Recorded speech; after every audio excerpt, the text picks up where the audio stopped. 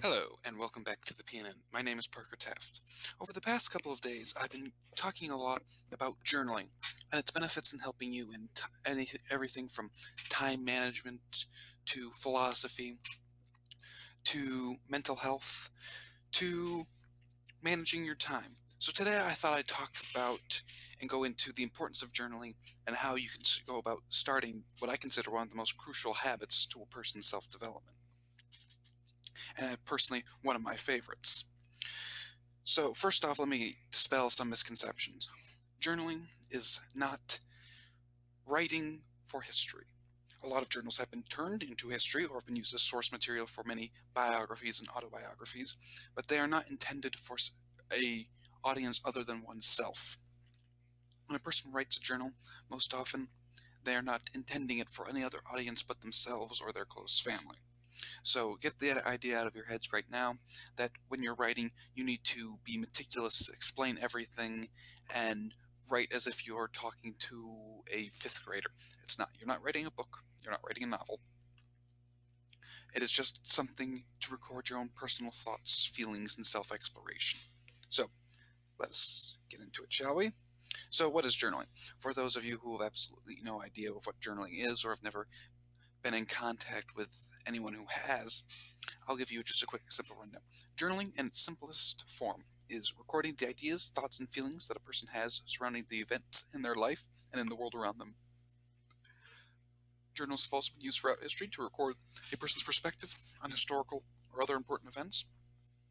I ask you to see the journals of Ulysses S. Grant and Marcus Aurelius, and to explore their personality and their own inner psyche. Journals are a wonderful tool for self-exploration. And if years down the road it gets published, or as a book, or as source material for a historian, or even if your great-great-grandchild discovers a musty volume in your attic, it can prove an invaluable resource of lessons and ideas to help future generations, not just yourself. So, the benefits of journaling are simply these. Oops, sorry. It provides an emotional outlet where you can write or say anything without judgment or self-censorship at all. Basically, the journal is for you. You can write down anything and everything about anything and everything without the feeling that you're boring someone or you're seeming insensitive, arrogant, self-centered. No. A journal is merely a unbiased, emotionless piece of paper and a pen, or if you use a computer and use audio recording, a simple compilation of bytes of memory. So it does not judge you. So you can express everything that you're feeling without feeling that you have to hold back for senses of propriety and, being good. You can let out all your anger and frustration, but also all your happiness and joy if, you're required to remain stoic. It has been proven to improve cognitive function because in practicing writing, you're invariably going to get better at writing, and you're going to draw more connections between the synapses in your brain, which will improve your skill. And it'll also improve your penmanship over time if you physically write by hand. If you type, well, you'll still get better at writing, but you'll get faster and better at typing than you would writing because you'd be typing. It has been shown to strengthen your immune response and counteract the negative effects of stress. I referenced the first point. It allows you to release that by writing it down and getting it out of your mind and body. Because many people, when a negative event happens, they get stuck in a sort of loop where they just keep thinking over and over again about it and keep going back to it and reliving it.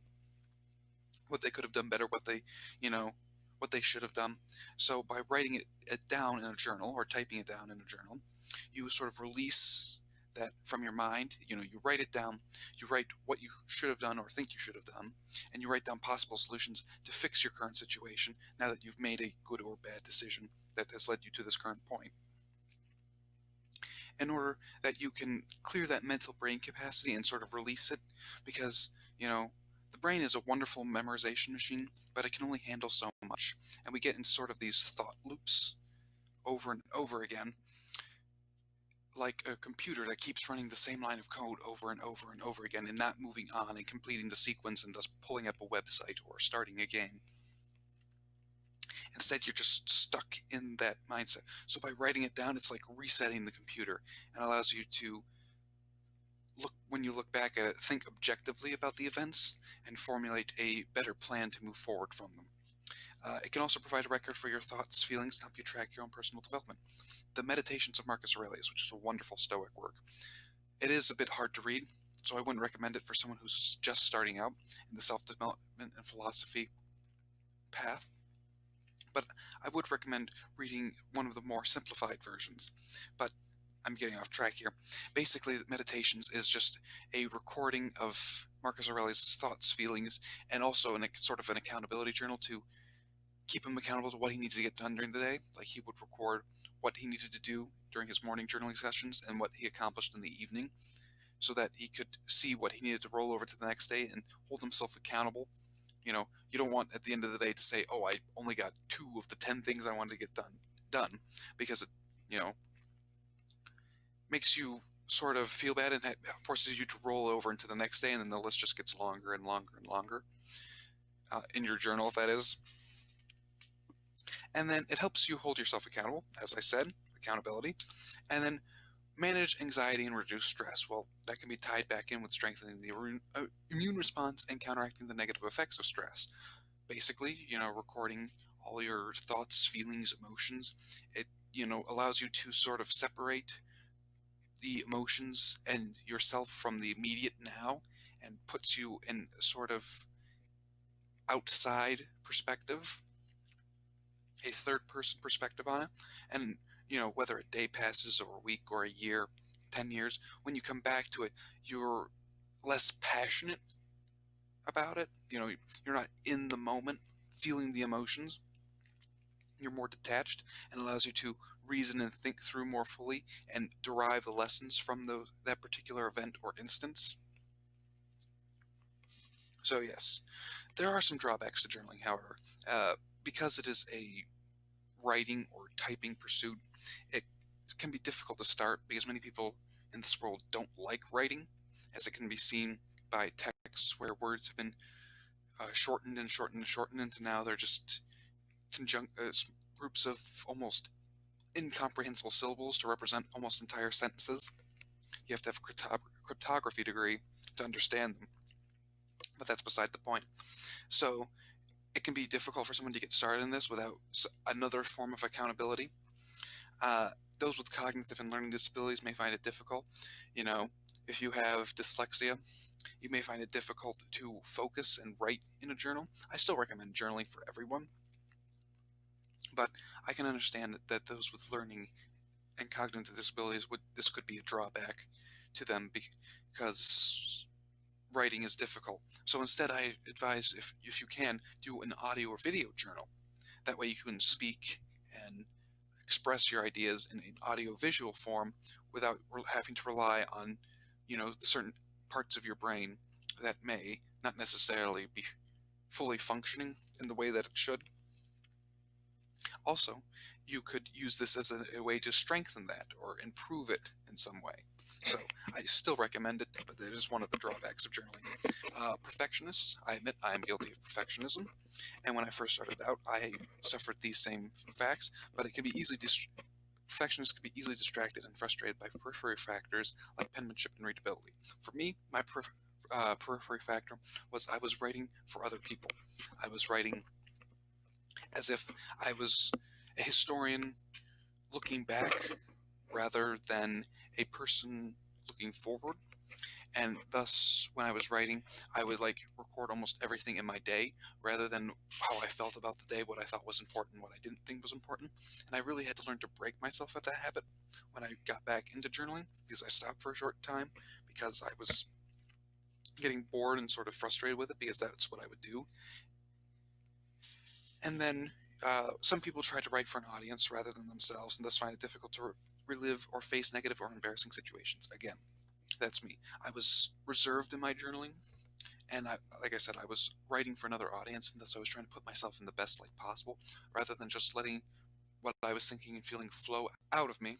Instead, I was self-censoring and writing for an audience, which is a big no-no when you're doing journaling. You're not writing for an audience, you're writing for yourself.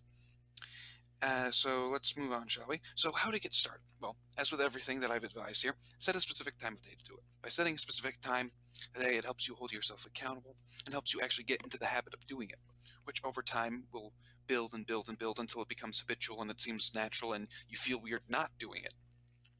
And the best way to do that is combining some of the time management techniques I taught you and set reminders on your phone or your calendar to help you build the habit and hold you accountable. Tell maybe a friend or a parent that you are trying to start this habit and thus have them hold you to some sort of accountability. And you can start by recording something you should do every day. That's what I started when I first got back into journaling. It's actually a stoic aspect. They would record something that they should get done during the day to make themselves journal. So I used exercising. I really wanted to get into a steady exercising habit. So every day I would write down whether I exercised or not, what exercise I did, and for what length of time. And over time, I built that habit, and now I just do it habitually. Another thing, make it easy. Keep a pen and paper nearby to write down all your ideas. While I say set a specific time, it doesn't have to be, in the morning, evening, mid-afternoon. It can be any time. It could be 5:15 in the afternoon or 2:09 in the morning. It doesn't matter. But if you feel inspired to write in a journal, like all of a sudden you have maybe you have a few inspirational song lyrics pop into your head, or you have a brilliant idea, keep a pen and paper nearby, or keep a running note on your memo app in your phone. I believe all phones have that. And just write it down and include it in your journaling. Write whatever feels right to you. That is one of the most important things, is just write what feels right to you. It doesn't have to be right in the context of society. It doesn't have to, be perfection in terms of, perfect readability, writing, conforming to the rules of grammar. Just write what feels right to you. Use your journal as you see fit. You can use it as an accountability journal to augment your meditation. Use it to track your self-development. You can also use it, this journal is your property. It's your inner thoughts and feelings, so use it the way you want to. And then finally, make your journal a judgment-free zone. Don't try to, force something upon you. Like if you think something good happened to you, then write about that. If you think you made a mistake, then write about that. But don't judge yourself. Don't say, "Oh, I did bad," or "Oh, I did good." Just write it out and the feelings that you had with it at the time. Oh, I asked this beautiful girl out and she said yes, and then I went on the date and it was a bomb. Don't judge yourself. Oh, that date asking her out was a bad decision. No, it wasn't. It's all in the context of what it transpires later down the line. So in the immediate now, when you're writing, don't judge yourself. You may extract the lessons at a later date. When your sufficient amount of time has passed, where you can have emotionally detached yourself from it and see the lessons for what they are, rather than in the heat of the moment. Because many people think they can learn lessons in the heat of the moment. You can't. Your brain is too wired on emotions and hormones to really function effectively. All right, moving on swiftly. What can I use it for? Basically, as I said, tracking goals, holding yourself accountable to them, augment your meditation practices, recording your thoughts, feelings, mantras that you've been repeating. Record your thoughts, feelings, or ideas about your day or specific events, and use it as a guide for your own self-exploration. That is critical.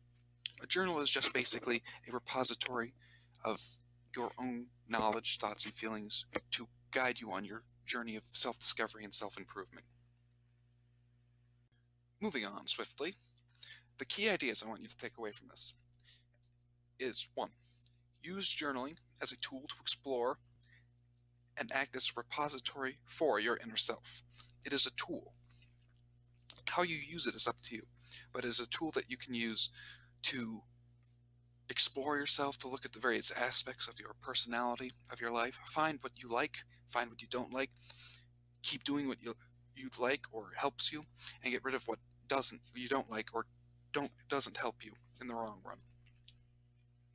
And use it as a repository. So when you go back, when you're feeling down, you can look back and see how far you've come from the previous self that you were when you made the entries in your journal, and extract the lessons, the essence of what those journal entries are.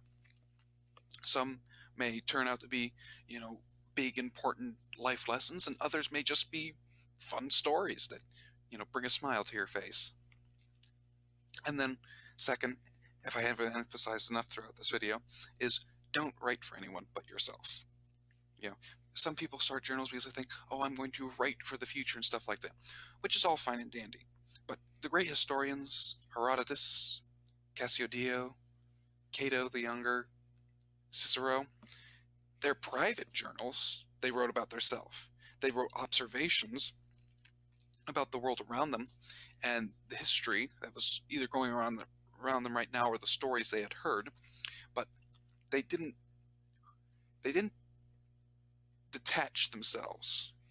They created separate spheres. Their professional sphere of recording and writing, which was for future generations and for the people, public consumption, and then they had their own personal journals, which was for private consumption, for their own personal self-development.